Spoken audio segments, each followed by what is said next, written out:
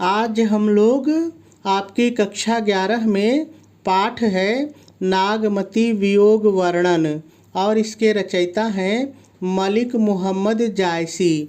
आज हम लोग इसके चौथे पद्यांश का संदर्भ, प्रसंग, व्याख्या और काव्य सौंदर्य लिखना सीखेंगे। लेकिन सबसे पहले हम लोग हमेशा की तरह इस पद्यांश में जितने भी शब्द आए हुए हैं पहले हम लोग इन सभी शब्दों पर एक नज़र डालेंगे और यदि इनमें से किसी का भी अर्थ कठिन होगा तो पहले हम लोग उसका सरल अर्थ जानेंगे, फिर उसके बाद हम लोग इसकी व्याख्या को सीखेंगे। ठीक है, तो चलिए सबसे पहले हम लोग इस पद्यांश में आए हुए सभी शब्दों का सरल अर्थ देख लेते हैं। चढ़ा आषाढ़। देखिए, चढ़ा आषाढ़ का मतलब है आषाढ़ का महीना आ गया है। आषाढ़ का महीना आ गया है। देखिए, जिस तरह से अंग्रेजी में 12 महीने होते हैं उसी तरह से हिंदी में भी 12 महीने हैं। उनके नाम हैं जो कि चैत से शुरू होता है। जो हिंदी का महीना है वो चैत से शुरू होता है, लेकिन यहाँ पर कवि जो है वो आषाढ़ की बात कर रहे हैं। तो चढ़ा आषाढ़ माने आषाढ़ का महीना आ गया है। गगन। देखिए, गगन माने आकाश। गगन माने आकाश। घन। घन माने बादल। घन माने बादल। गाजा। गाजा मतलब गरजने लगे हैं। गाजा मतलब गरजने लगे हैं। साजा। देखिए, साजा का मतलब साजना होता है, यानी साजना का मतलब होता है तैयारी करना। तो यहाँ पर साजा मतलब तैयारी कर रहे हैं। ठीक है, युद्ध के लिए आया कि युद्ध की तैयारी कर रहे हैं। विरह सरल है, ऐसे ही बोलना है। विरह आपको पता है कि जब किसी नायिका का नायक उससे दूर होता है तो जो दुख होता है वो विरह होता है, तो बोलना ऐसे ही है। द्वंद। देखिए, द्वंद का मतलब होता है द्वंद्व और द्वंद्व का मतलब होता है युद्ध, लड़ाई, युद्ध। ठीक है। दल। दल का मतलब सेना का दल, सेना का दल या सेना के दल, जैसा हमारा वाक्य मांगेगा। बाजा। बाजा का मतलब यहाँ पर है नक्कारा बजना, जिसको आप कहते हैं नगाड़ा बजना। युद्ध के समय जब युद्ध होता था पहले तो नगाड़ा बजता था, तो वही है बाजा मतलब नगाड़ा बजना। ठीक है। धूम। देखिए, धूम माने धूमिल या धुएं के समान, तो धूमिल कह लीजिए, कोई दिक्कत नहीं है। शाम। देखिए, शाम माने श्याम और श्याम का मतलब होता है काला, तो काला। ठीक है, ये बादल के लिए आ रहा है कि धुएं के समान काले। ठीक है। धौरे। देखिए, धौरे का मतलब है यहाँ पर धवल और धवल का मतलब होता है श्वेत, यानी कि सफ़ेद। तो आप धौरे को सफ़ेद या श्वेत कह सकते हैं। घन। देखिए, घन माने बादल, ऊपर भी आया है एक बार, तो घन माने बादल। धाए। धाए का मतलब दौड़ रहे हैं। धाए यानी दौड़ रहे हैं। श्वेत। देखिए, श्वेत का मतलब है श्वेत यानी कि सफ़ेद, तो श्वेत का मतलब भी सफ़ेद। ध्वजा। देखिए, चाहे आप ध्वजा कह लीजिए, चाहे आप झंडा कह सकते हैं या आप पताका कह सकते हैं, जो आपको मर्जी हो, एक बोल करके व्याख्या कर लीजिए। ठीक है। बग। देखिए, बग का मतलब होता है बगुला, जिसको आप बकुला भी कहते हैं। ये एक पक्षी है, आपको पता है कि बगुला एक पक्षी होता है सफ़ेद रंग का, तो बगुला। पाँति। देखिए, पाँति माने पंक्ति या कतार। पाँति माने पंक्ति या कतार। बगुले के लिए आया है कि ये पंक्तियों में उड़ते हैं, कतार में उड़ते हैं। इसका क्या मतलब है व्याख्या में हम लोग देख लेंगे। ठीक है। दिखाए। देखिए, दिखाए मतलब दिखाई दे रहे हैं या दिखाई दे रहा है, जैसा वाक्य मांगेगा। खड्ग। देखिए, खड्ग का मतलब होता है तलवार। खड्ग माने तलवार। बीजु। देखिए, बीजु माने बिजली। बीजु माने बिजली। चमकै। चमकै मतलब चमक रही है। चमकै माने चमक रही है। चहुँ ओरा। देखिए, चहुँ ओरा मतलब चारों ओर। चहुँ ओरा माने चारों ओर। चहुँ माने चारों और ओरा मतलब ओर, तो चारों ओर, या आप कह सकते हैं चारों तरफ। आप चारों तरफ भी बोल सकते हैं। ठीक है। बूंदबान। देखिए, बूंदबान का मतलब बूंद रूपी बाण। बूंद रूपी बाण यानी आकाश से जो बूंदें गिर रही हैं उनके लिए आया है कि बूंद रूपी बाण। बरसहि। देखिए बरसहि मतलब बरस रहे हैं या बरसा रहे हैं, जैसा वाक्य मांगेगा। घनघोरा। देखिए घनघोरा मतलब घनघोर, घनघोरा मतलब घनघोर, तो बादल के लिए आया है, तो हम लोग घनघोर बादल भी कह सकते हैं। ठीक है, तो घनघोर बादल भी कह के आप व्याख्या कर सकते हैं। ओनई। देखिए ओनई का मतलब होता है झुकना, क्योंकि अवधी भाषा में ये पद्यांश है और मेरी खुद की भाषा अवधी है, तो ओनई का वास्तविक अर्थ है झुकना। लेकिन यहाँ पर बादल के संदर्भ में जब हम बात करेंगे कि बादल झुकते हैं, तो इसका मतलब होता है कि बादल उमड़ रहे हैं, बादल बहुत तेज़ी से उमड़ रहे हैं, झुक रहे हैं। ओनई ना, तो उमड़ना, यहाँ पर बादल के संदर्भ में हम लोग उमड़ना कह सकते हैं। घटा सरल है, ऐसे ही बोलिए, कोई दिक्कत नहीं है। आई ये भी सरल है, घटाई। चौफेरी। चौफेरी मतलब चारों ओर या चारों तरफ, चारों ओर या चारों तरफ। कंत। देखिए कंत का मतलब पति होता है, प्रियतम होता है, तो चाहे आप पति कह के व्याख्या कर लीजिए, चाहे प्रियतम कह के व्याख्या कर लीजिए, कोई दिक्कत नहीं है। उबारू। देखिए उबारू का मतलब होता है उबारना यानी रक्षा करना। अब आप कहते हैं ना कि मुझे उबारो, तो रक्षा करना। मदन। मदन माने कामदेव, जो विषय वासना का देवता है, मदन कामदेव। हव। हव माने मुझे, हव माने मुझे। घेरी मतलब घेर लिया है, घेरी माने घेर लिया है। दादुर। दादुर माने मेढक, दादुर माने मेढक। मोर आप समझ ही रहे हैं। कोकिला माने कोयल, ये पक्षियों के नाम हैं, कोयल। पीयू। पीयू माने पपीहा, ये भी एक पक्षी है, तो पपीहा या पपीहा। गिरय। गिरय का मतलब गिरना है, यहाँ पर गिरय मतलब गिरना। बीज माने बिजली, तो गिरय बीज मतलब बिजली का गिरना। घट। घट माने शरीर, घट माने शरीर। रह न जीव। देखिए रह न जीव मतलब जीव नहीं रहेगा, प्राण नहीं रहेंगे। अब वाक्य में जैसा भी बदलना होगा वो हम लोग बदल लेंगे। पुष्प। देखिए ये एक नक्षत्र है, मैंने इसके पहले भी बताया है कि 27 नक्षत्र होते हैं, उसमें ये पुष्प नक्षत्र है जो कि वर्षा ऋतु में आता है। नखत दिया है आगे, नखत माने नक्षत्र। सिर। ऊपर सरल है, कोई दिक्कत नहीं है। आवा मतलब आ गया है, आवा मतलब आ गया है। हव माने मैं, दोबारा आ रहा, यहाँ भी हव आया है, तो हव माने मैं। बिनु। बिना। बिनु माने बिना। नाह का मतलब होता है नाथ या स्वामी, तो आप यहाँ प्रियतम कह लीजिए, कोई दिक्कत नहीं है। ठीक है, प्रियतम। मंदिर। देखिए मंदिर का यहाँ पर मतलब घर से है, तो मंदिर माने घर, छप्पर, घर, तो यहाँ पर शरीर रूपी मंदिर की बात हो रही है, तो मंदिर माने घर। ठीक है। को माने कौन, को माने कौन।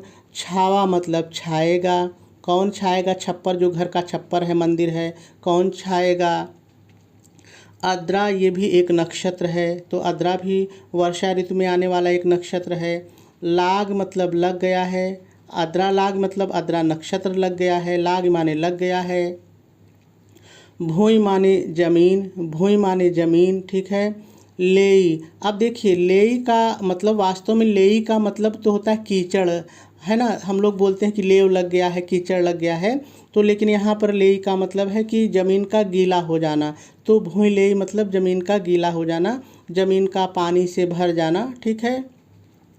मोह माने मुझे या मुझको, मुझे या मुझको, जैसा वाक्य मांगेगा। बिनु माने बिना, बिनु माने बिना। पीयू को, पीयू को मतलब प्रियतम के, प्रियतम के, पीयू को प्रियतम के। आदर। आदर माने सम्मान, आदर माने सम्मान, मान सम्मान।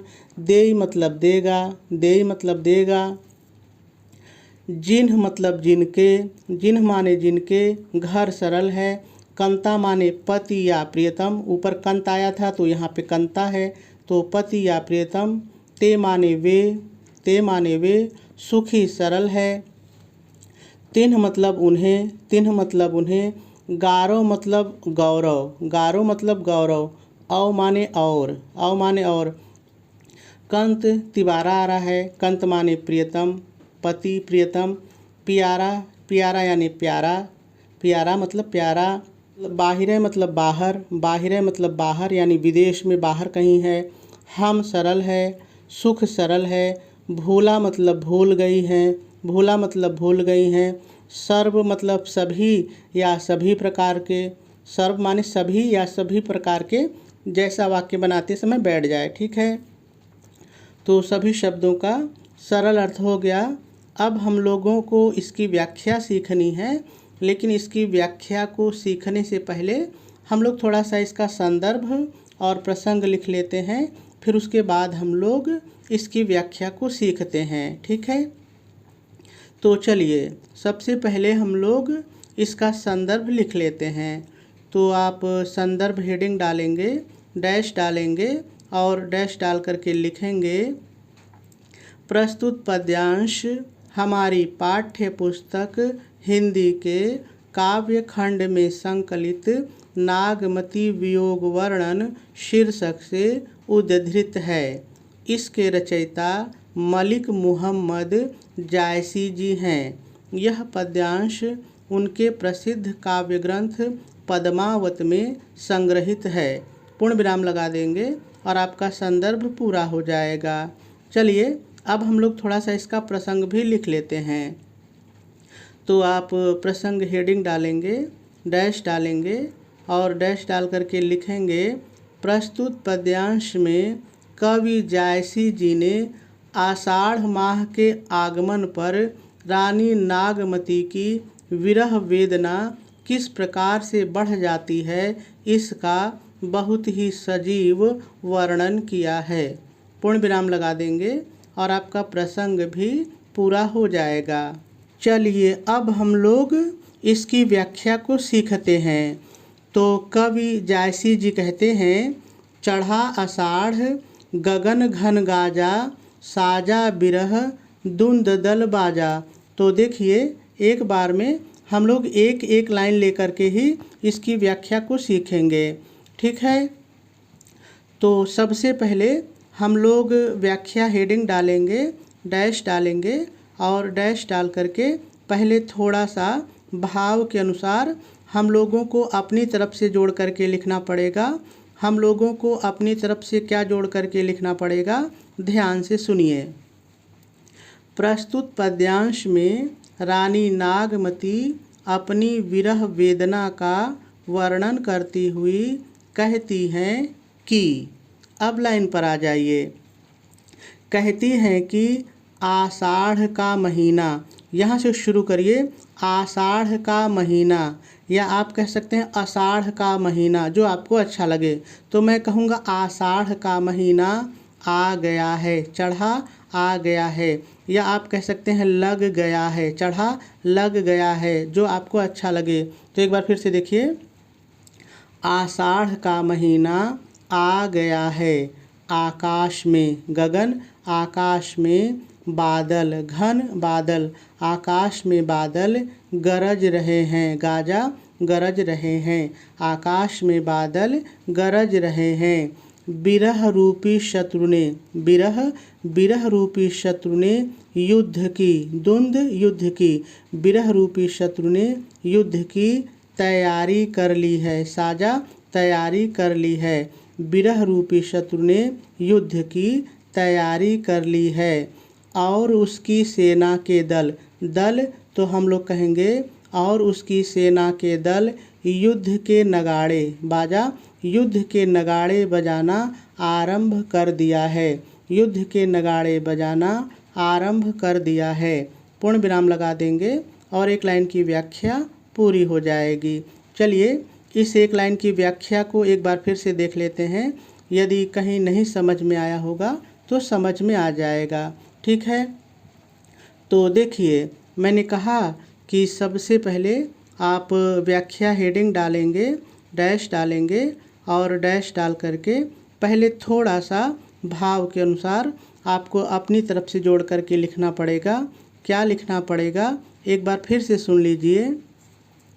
प्रस्तुत पद्यांश में रानी नागमती अपनी विरह वेदना का वर्णन करती हुई कहती हैं कि, अब लाइन पर आ जाइए, कहती हैं कि आषाढ़ का महीना आ गया है, आकाश में बादल गरज रहे हैं, बिरह रूपी शत्रु ने युद्ध की तैयारी कर ली है, उसकी सेना के दल युद्ध के नगाड़े बजाना आरंभ कर दिया है। पूर्ण विराम लगा देंगे और एक लाइन की व्याख्या पूरी हो जाएगी। चलिए अगली लाइन देखते हैं। आगे कवि कहते हैं, धूम साम धौरे घन धाये, श्वेत ध्वजा बग पाति दिखाए। बहुत ही सरल लाइन है।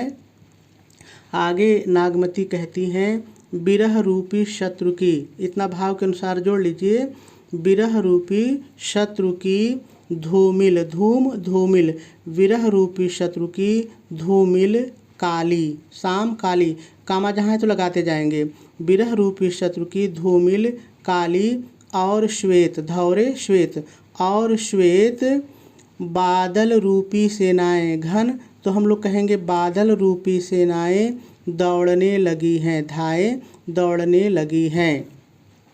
बगुलों की पंक्तियाँ, भग पंक्ति, बगुलों की पंक्तियाँ श्वेत ध्वजा के रूप में, श्वेत श्वेत ध्वजा ध्वजा, श्वेत ध्वजा के रूप में दिखाई दे रही हैं, दिखाई दे रही हैं। और दूसरी लाइन की व्याख्या भी पूरी हो जाएगी। चलिए दूसरी लाइन की व्याख्या फिर से देखिए। मैंने कहा थोड़ा सा भाव के अनुसार जोड़ लीजिए। विरह रूपी शत्रु की, अब लाइन पर आ जाइए। विरह रूपी शत्रु की धूमिल काली और श्वेत बादल रूपी सेनाएं दौड़ने लगी हैं। बगुलों की पंक्तियां श्वेत ध्वजा के रूप में दिखाई दे रही हैं। पूर्ण विराम लगाएंगे और दूसरी लाइन की व्याख्या भी पूरी हो जाएगी। चलिए अगली लाइन पर चलते हैं। खड्ग बीज चमकै चहु ओरा, बूंद बान बरसहि घन घोरा। बहुत ही सरल लाइन है। आगे नागमती अपनी विरह वेदना का वर्णन करती हुई कहती हैं कि बिजली रूपी तलवार, बिजली रूपी तलवार चारों ओर, चहु ओर ओरा चारों ओर, बिजली रूपी तलवार चारों ओर चमक रही हैं, चमक रही हैं। और घनघोर बादल, घनघोरा तो हम लोग कहेंगे और घनघोर बादल बूंद रूपी बाणों की, बूंदबान बूंद रूपी बाणों की वर्षा कर रहे हैं। और घनघोर बादल बूंद रूपी बाणों की वर्षा कर रहे हैं। पूर्ण विराम लगा देंगे और तीसरी लाइन की व्याख्या भी पूरी हो जाएगी। चलिए तीसरी लाइन की व्याख्या को एक बार फिर से देखिए, कहीं नहीं समझ में आया होगा तो समझ में आ जाएगा। तो देखिए नागमती कहती हैं, बिजली रूपी तलवार चारों ओर चमक रही है, घनघोर बादल बूंद रूपी बाणों की वर्षा कर रहे हैं। पूर्ण विराम लगा देंगे और तीसरी लाइन की व्याख्या भी पूरी हो जाएगी। चलिए आगे देखते हैं। आगे कवि कहते हैं, ओनई घटा आय चहु फेरी, कंत उबारू मदन हौ घेरी। बहुत ही प्यारी और सरल लाइन है। आगे नागमती कहती हैं कि चारों ओर, चहु फेरी चारों ओर घटाएं, घटा घटाएं, चारों ओर घटाएं उमड़ आई हैं। उनई मतलब उमड़ आई हैं या झुक आई हैं, तो उमड़ हम लोग कहेंगे चारों ओर घटाएं उमड़ आई हैं।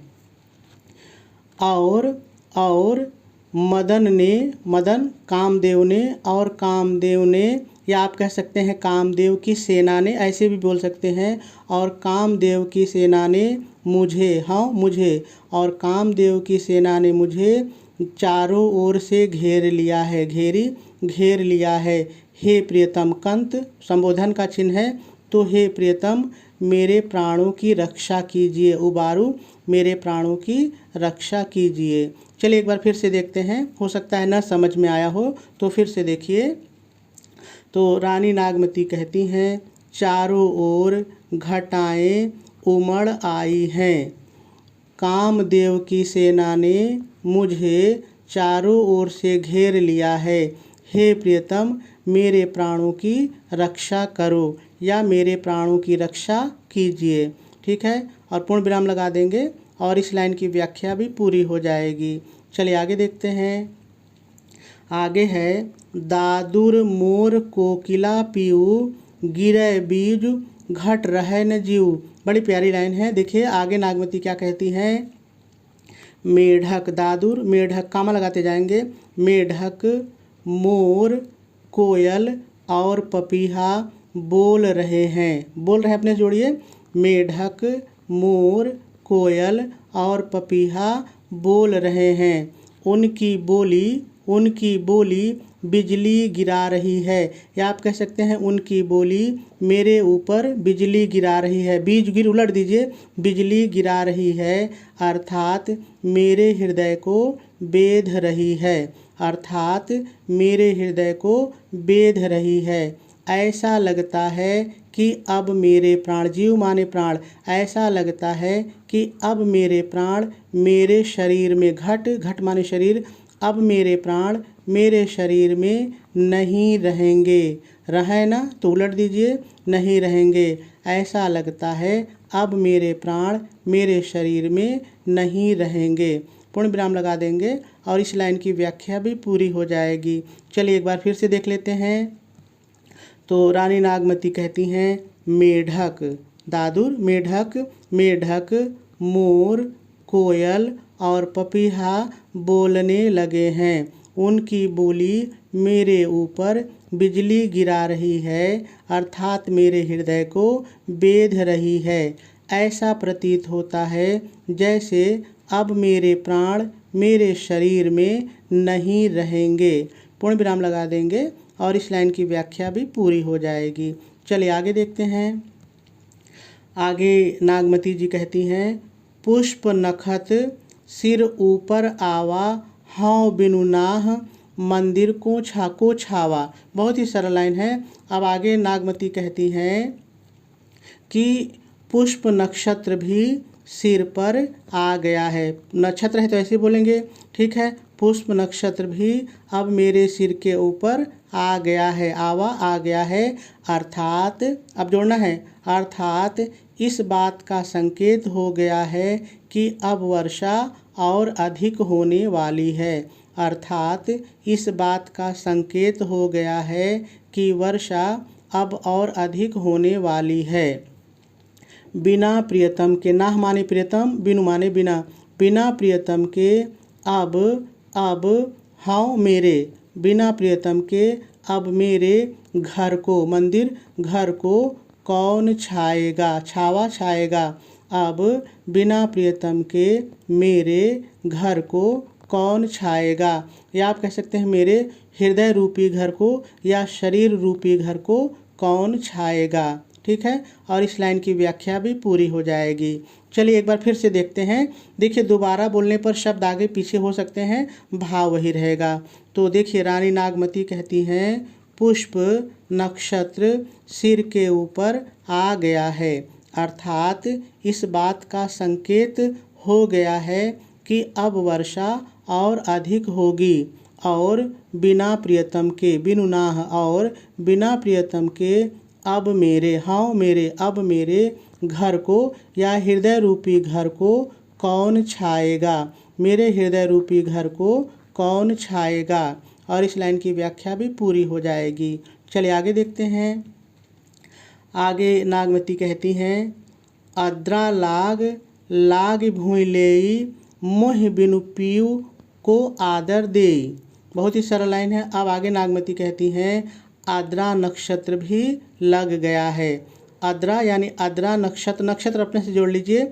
आद्रा नक्षत्र भी लग गया है। और जमीन गीली, ले माने गीली, और जमीन या भूमि भी कह सकते हैं। और भूमि गीली हो गई है, लागी हो गई है, और भूमि गीली हो गई है। अब मुझे, मोह माने मुझे, अब मुझे बिना प्रियतम के, बिनु पीऊ बिना प्रियतम के, अब मुझे बिना प्रियतम के कौन, को माने कौन, अब मुझे बिना प्रियतम के कौन सम्मान देगा। आदर माने सम्मान, कौन सम्मान देगा। और इस लाइन की व्याख्या भी पूरी हो जाएगी। चलिए एक बार फिर से देखते हैं। बहुत ही सरल लाइन है। तो रानी नागमती कहती हैं आद्रा नक्षत्र भी लग गया है और भूमि गीली हो गई है। अब बिना प्रियतम के मुझे मोहि मुझे, अब बिना प्रियतम के मुझे कौन आदर देगा। पूर्ण विराम लगा देंगे और इसकी व्याख्या भी पूरी हो जाएगी। चलिए आगे देखते हैं। आगे कवि कहते हैं, जिन घर कंता ते सुखी, तिन गारव और गब। बहुत ही सरल लाइन है। आगे नागमती अपनी विरह वेदना का वर्णन करती हुई कहती हैं कि जिनके प्रियतम, जिनके कंता प्रियतम, जिनके प्रियतम घर पर हैं, घर पर हैं, जिनके प्रियतम घर पर हैं, वो औरतें सुखी हैं। औरत जोड़ लीजिए क्योंकि नारी की बात है। वो औरतें सुखी हैं और वो तीन और वो वे या वो जैसा भी बने, और वो गर्व और गौरव से, पलट के बोलिए, गर्व और गौरव से अभिभूत हैं। अभिभूत का मतलब भरी हुई है, यानी उनको घमंड है कि मेरा प्रियतम तो मेरे पास है। तो यहाँ पे यही नागमती कह रही हैं कि जिनके प्रियतम उनके घर पर हैं वही नारी सुखी है और वो नारियाँ गर्व और गौरव से अभिभूत हैं, गर्व और गौरव से भरी हुई हैं। चलिए आगे देखिए, फिर से एक बार देख लीजिए इसको। रानी नागमती कहती हैं, जिनके प्रियतम घर पर हैं वे नारी, वे स्त्री सुखी हैं और वे गर्व और गौरव से अभिभूत हैं। अभिभूत न लिख पाए तो लिख दीजिए भरी हुई हैं, गर्व और गौरव से भरी हुई हैं। चलिए आगे देखिए। कंत प्यारा बाहिरे, हम सुख भूला सर्व। अब रानी नागमती कहती हैं कि हमारे प्रियतम, कंत माने प्रियतम, प्यारा पहले इसको लीजिए, हमारे प्यारे, प्यारा मतलब प्यारे, हमारे प्यारे प्रियतम, कंत प्रियतम, हमारे प्यारे प्रियतम बाहर हैं, इसलिए हम सभी, सर्व माने सभी, इसलिए हम सभी प्रकार के सुखों को भूल गई हैं। ठीक है, पूर्ण विराम लगा देंगे, आपकी व्याख्या पूरी हो जाएगी। लेकिन चलिए एक बार इस लाइन की फिर से देखिए, बहुत सरल लाइन है। रानी नागमती कहती हैं, हमारे प्यारे प्रियतम बाहर हैं, इसलिए हम सभी सुख भूल गई हैं। ठीक है, और आपकी व्याख्या पूरी हो जाएगी। चलिए अब हम लोग थोड़ा सा इसका काव्य सौंदर्य भी देख लेते हैं।